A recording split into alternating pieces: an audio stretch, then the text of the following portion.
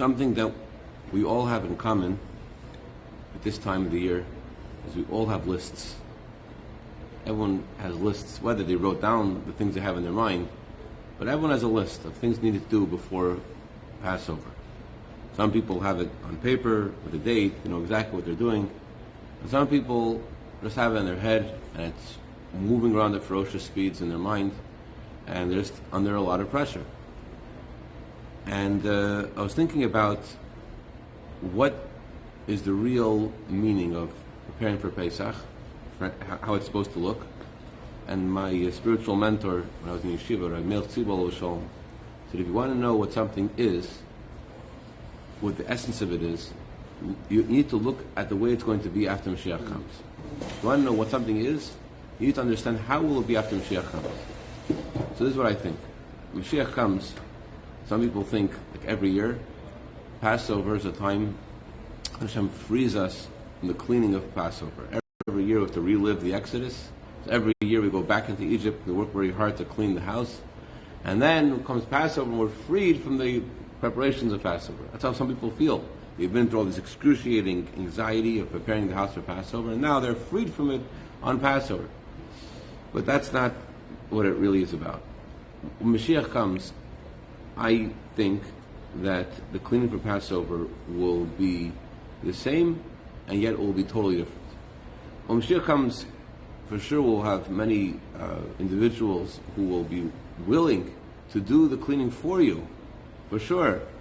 And perhaps we'll even have a new kind of Hoover vacuum cleaner that could suddenly find every crumb of chametz in your environment. Perhaps.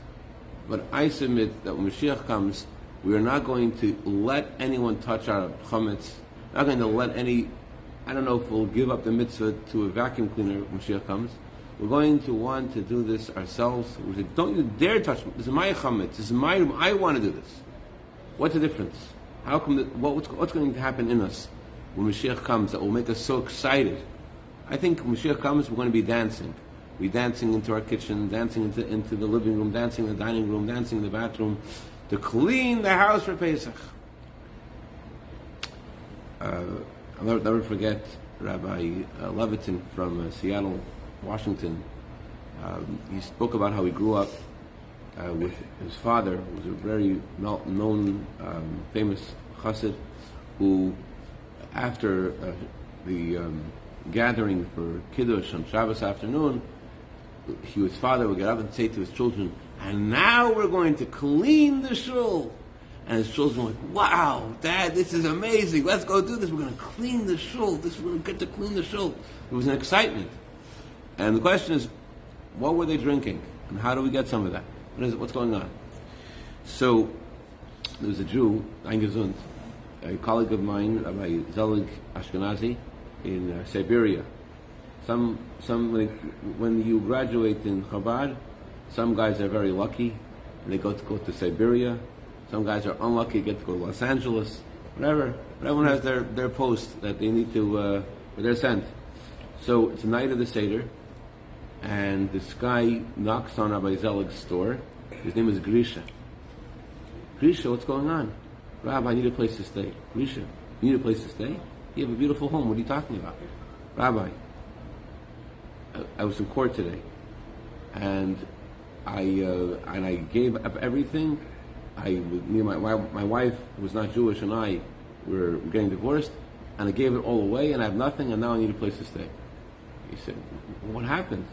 He said, well, I was in court, and I told the judge, I want out right now. And the judge got a little annoyed with me. So, well, if you want out right now, then this is a courtroom. You don't speak like that. If you want out right now, then go out without anything. Said, okay, no problem. And I signed out without anything. Just I want to leave. And Ashkenazi is like, well, Grisha, I mean, it's amazing that you decided to marry Jewish and give up on this unhealthy relationship. But on Passover, we don't write things, we don't make agreements, we don't do transactions like this. Why did you need to write this down and make this agreement in a way that's so unfavorable for you today on Passover? He says, Rabbi, Passover is a holiday of freedom, right? Yeah.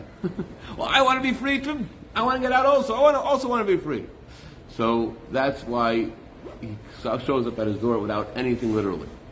So there are sometimes that we are very moved by something that we hear and we move immediately.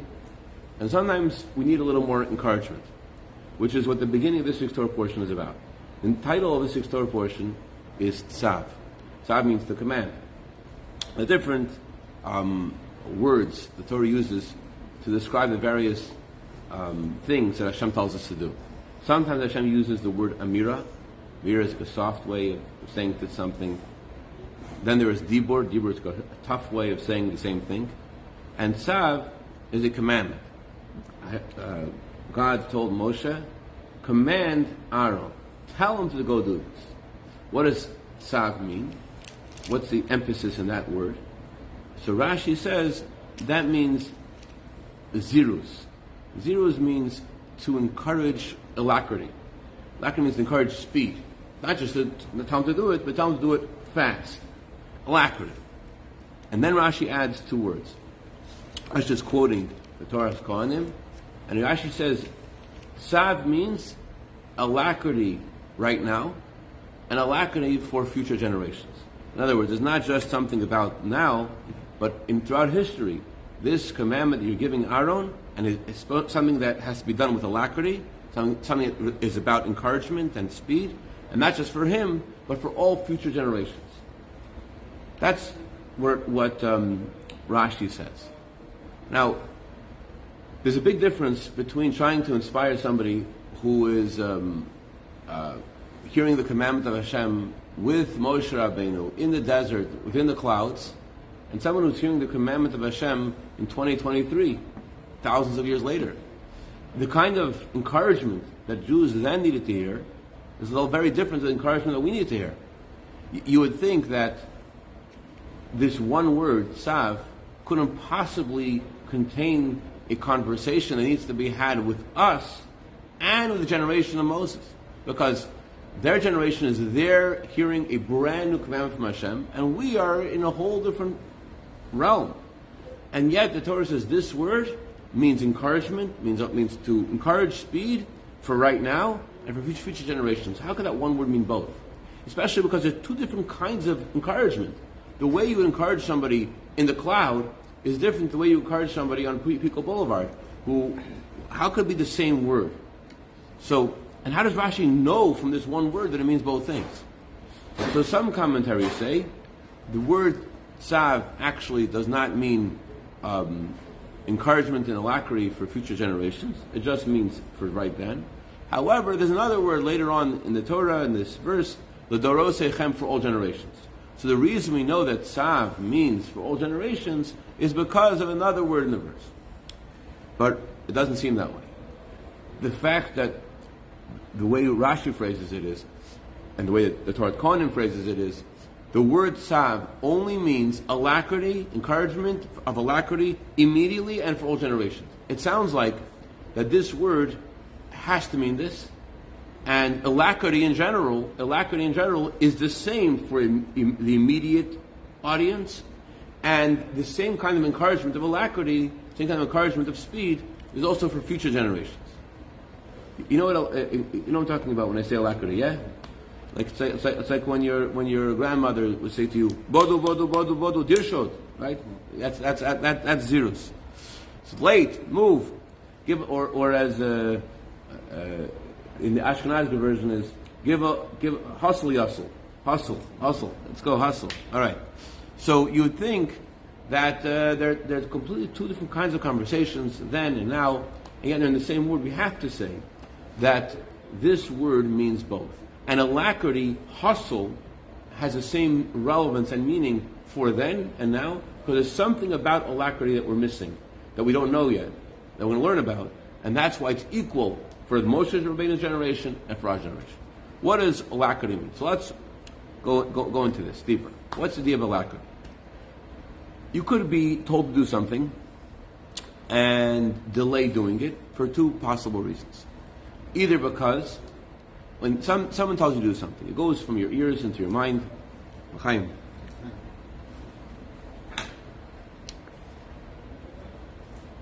previous Rebbe talks about the word derher. Derher means to hear, but to feel in every fiber of your being. He differentiates between hearing something with your ears. Hearing something with your ears doesn't necessarily mean you'll do anything with it. Hearing something with your mind doesn't either mean you'll do something with it. If you hear it, just your mind hears, doesn't mean that it will reach you and you'll do something. If it touches, however, your desire, your pleasure, something like tickles, this is enjoyable, touches your lezat, your enjoyment, that's very actionable. But then there's a whole different kind of communication which touches the essence of your soul, literally. Essence of your soul. And so, if you are told to do something, it goes into your mind. So, I'll use a physical analogy first.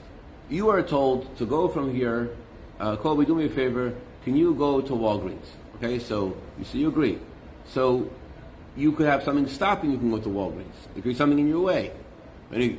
Colby, hustle, please go to Walgreens. Don't be affected by because there's a roadblock and because there's police over there. Go around. So that's a need to tell you, to encourage you, because don't get distracted by things in the way.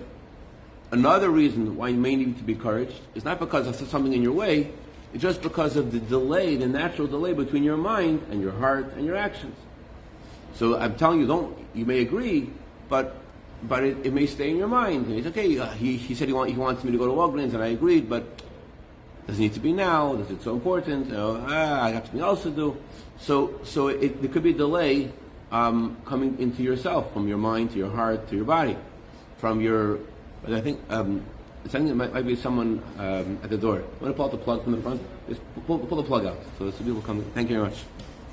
So the idea of the reason why there's a difference between the instruction that you're given and your action is because there is a gap. Just like if you were to go to Walgreens, it would take time for you to get to Walgreens. So too, in yourself, there's a distance between your mind and your heart and your actions. There's a gap there. So the gap may be there's some impediment why those instructions aren't meaningful for you. There may be some impediment because of something which is why it's hard for you personally, for whatever reason. Thank you so much, Kobe.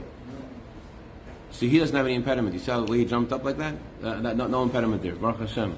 Again. You go straight from your mind to your body because why is it? Where does it come from? Because someone's there? So, exactly. Exactly where I was going. What's going to happen when Moshiach comes? What's going to happen? When Moshiach comes, the words of Hashem are going to touch the essence of our soul. They're going to come and reach the essence of us. Why is there a difference between the way we hear things? Whether we heard it then in the clouds or hearing things in 2023. Why is there a difference? It's because of where those words reach in us. Which part of us do they reach? However, if something touches our very essence, the essence of a person permeates your whole being. When something touches your very core, it touches everything about you.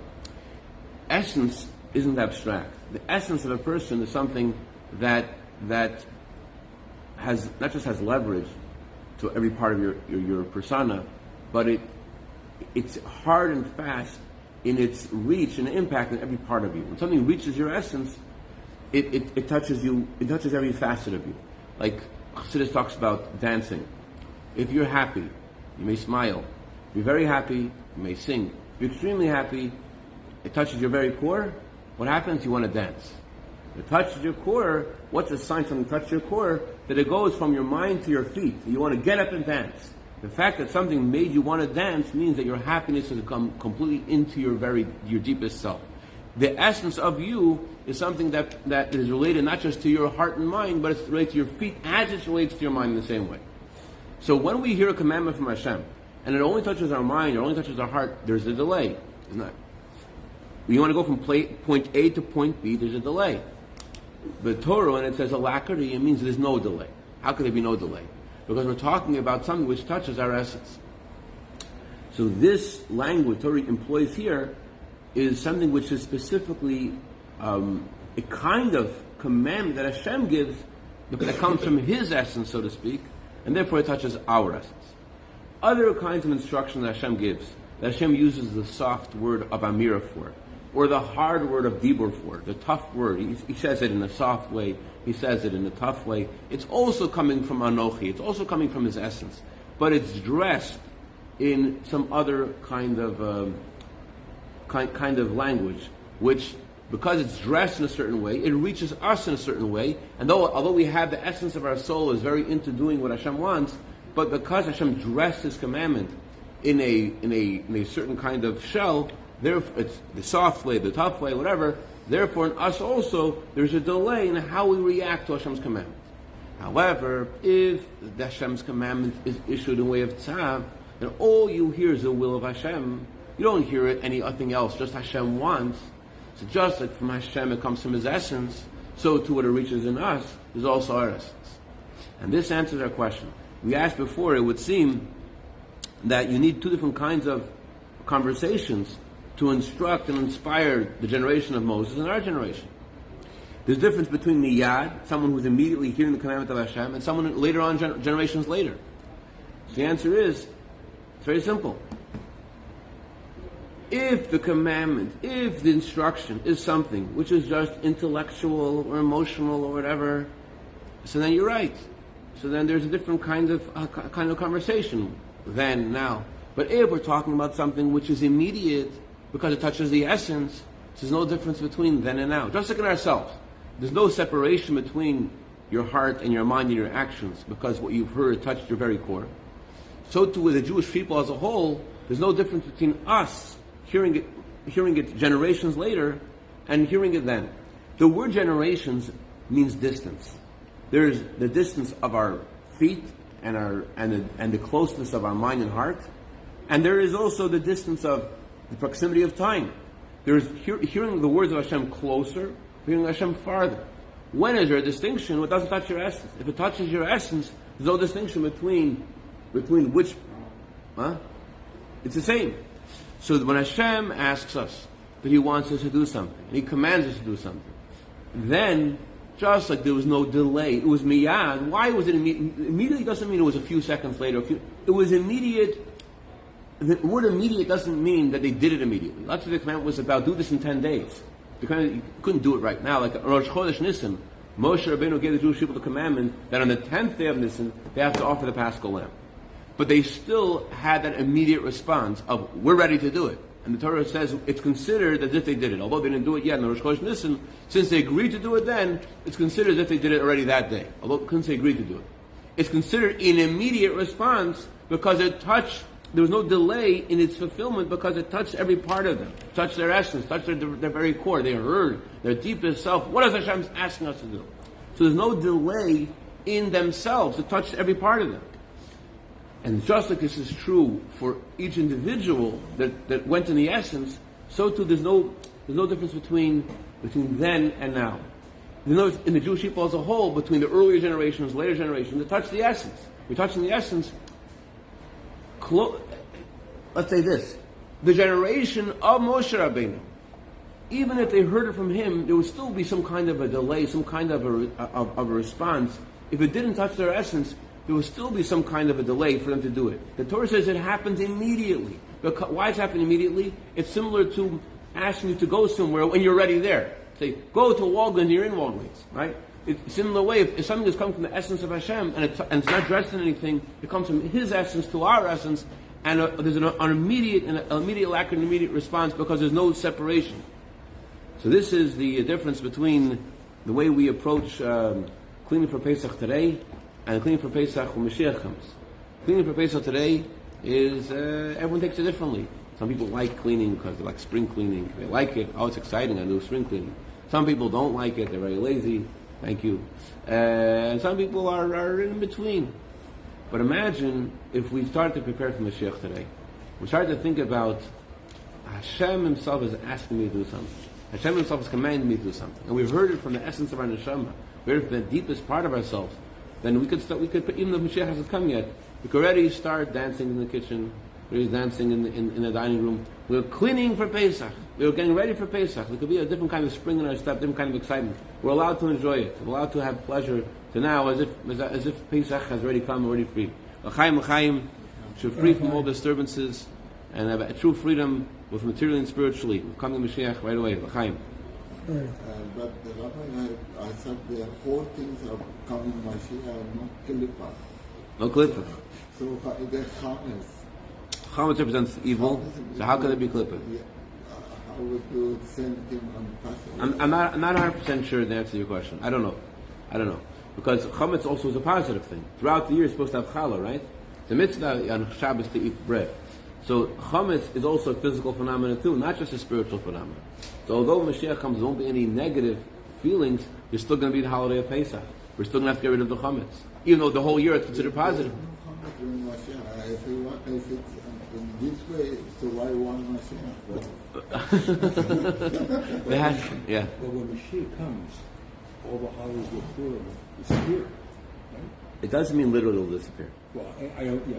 What it means is, what it means is that the joy we'll have in those holidays will be negligible in comparison to the joy of the coming Mashiach. Mashiach's joy will be such an incredible joy. Celebrating Passover, celebrating everything else will be like, okay, I mean, it's part of the same. It won't be seen as something significant in the face of Mashiach is here. We'll be definitely celebrating amazingly, but will that add that much? That's the question. It will be like lighting a candle in the sunlight. So we will still, at this time of the year, eliminate the funds.